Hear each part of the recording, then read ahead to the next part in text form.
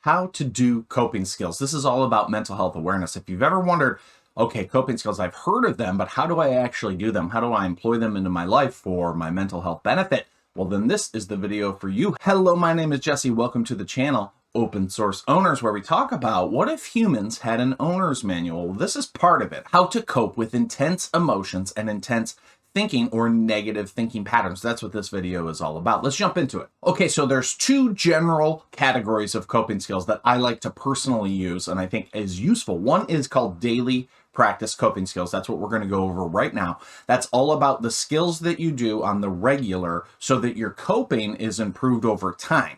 Now, this is less satisfying maybe than emergency coping skills, which is the next category of coping, which is as needed. You're experiencing very intense emotions. You're experiencing very negative thinking patterns, and you need something in the moment, man. Well, those are emergency coping skills, and we'll get to those in one moment. But first, let's talk about some daily practice coping skills. Okay, so here are some examples. As you can see, these are sort of the classic ones. There's a million other ones that we could add, things like journaling or art or music, etc. Meditation, walking, movement practices. These are things that you do on a daily basis as a habit because you realize that these things improve your quality of life, improve your emotional regulation, and improve the space between your ears so that your brain is more your friend and less your enemy. The key to daily practice coping skills is to pick ones that you actually enjoy. I mean, of course you can experiment and try new things, but don't pick something that you absolutely loathe.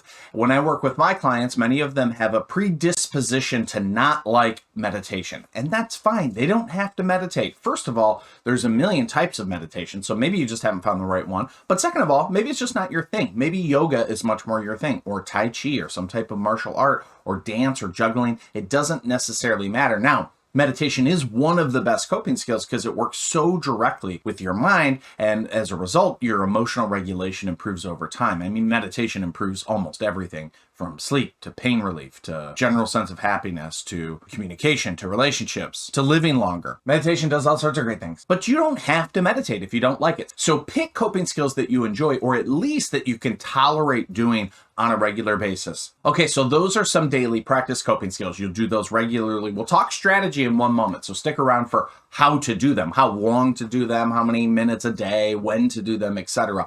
But for now, let's go over some emergency coping skills. As you can see here, emergency coping skills usually involve intense things like intense temperature, like jumping in a cold shower. That will generally slap your nervous system out of having a panic attack, or doing or saying something that you might regret later. So if you're feeling like you're going to self-harm, or you're going to say something or do something to somebody else, an emergency coping skill can really be a lifesaver. It can keep you out of jail. It can keep you out of a divorce. It can keep you in just a much better circumstance in your life. So if you can remember these and employ them when things get too dysregulated, that's how we want to think about emergency coping skills. So intense movement, running really fast for 90 seconds, doing some super strenuous punching bag activity, or lifting weights, etc. So intense temperature, like we already talked about, is like a cold shower, holding ice cubes, putting oranges in the freezer just to hold on to them when you're feeling very intense. Sauna would be an intense temperature as well. Jumping into a lake when it is really cold out. If there's snow on the ground, putting your feet in the snow. Now be careful. You don't want to hurt yourself. You don't want to do it for too long. This is meant to be a fairly quick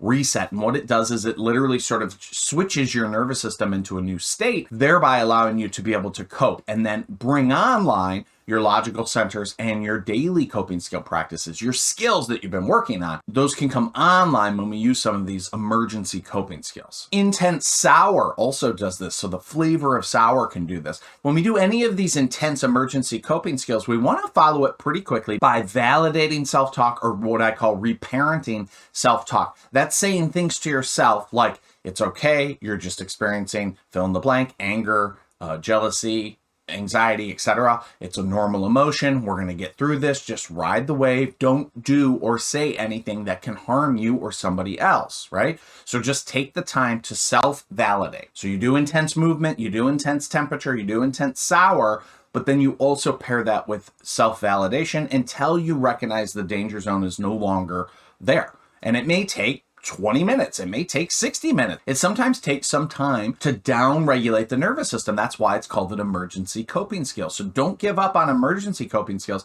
until you feel intuitively that, okay, the worst has passed. The storm is over. It's still a little tenuous, but I think I can move on. And that's when, once again, you can employ the daily practice coping skills. Okay, back to daily practice coping skills. Here is exactly how I would encourage you to use, especially if these are new to you, or if you're trying to employ a new daily practice coping skill, like say you want to start meditating. Okay, well, how do you do it? Well, consider this. Do 5 minutes or less for 21 to 45 days.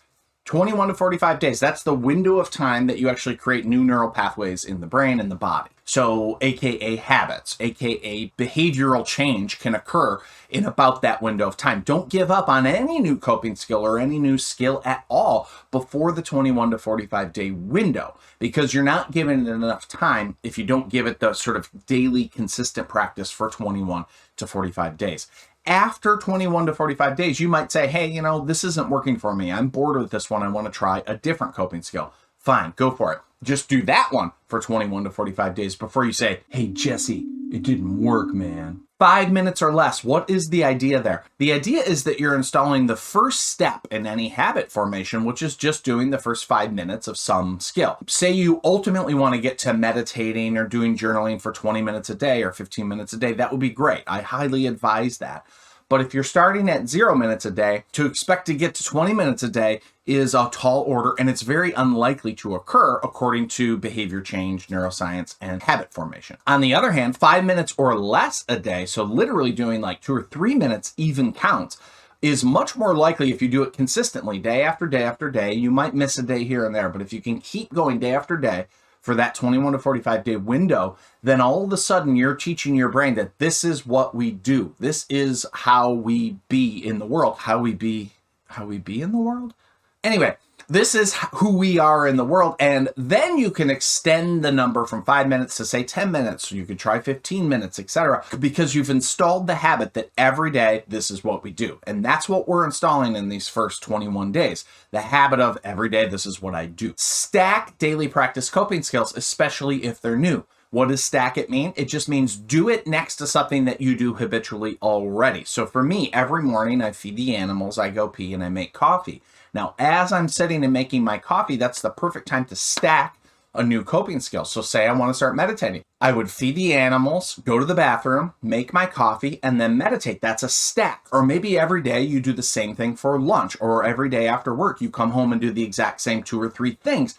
That is the moment to stack a new coping skill. Pick 3 to 5 coping skills and no more. This is not Pokemon. We're not trying to collect coping skills like a charm bracelet. We're trying to learn skills that make our life better, and we don't need a million. We just need 3 to 5 for that 21 to 45 day window. Now, when do we do that? Morning, midday, evening. If you eat regularly breakfast, lunch, and dinner, those are great times to begin to stack those skills.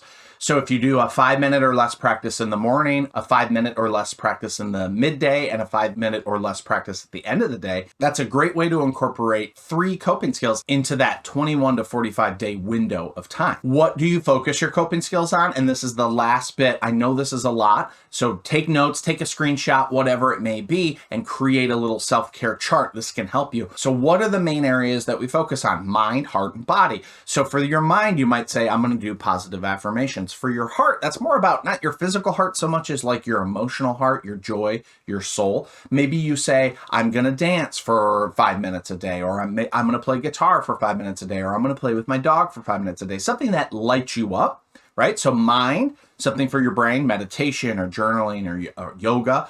Heart, something for your soul, so play, activities that you enjoy. And then lastly, body. So what can you do for the body? My favorite, of course, is just walking. Could be yoga, could be stretching, anything simple. If you can thread those into your morning, midday, evening routine, now all of a sudden you have a very robust coping skill practice based on a daily commitment to yourself, on the mind, heart, and the body. Now, if this seems too much, just pick one thing to do. So one 5-minute practice at one point in the day, stack it, try to do it for 21 to 45 days. And then later, after you get that installed, you can add another one. Let's say you start with your mind for 21 days and you find that that's working pretty well. Next, after 21 days, add the heart practice. And then after another 21 days, add the body practice. And all of a sudden, you have about a 15-minute self-care practice every day. And that's when you'll really start to notice benefits in your emotional and mental life, and ultimately your relationships, your sleep, your mood. Everything begins to improve after you get about a 15-minute practice for self-care and coping. Questions for you. Please leave your answers in the comment section below. How do you cope with intense emotions or negative mental activity? Do you already do a coping skill that helps you? Share that in the comments below. People need to know what's working out there in real life with real people. What are some key strategies that you can share with others? So as you leave your comments, what's worked for you? What hasn't worked for you?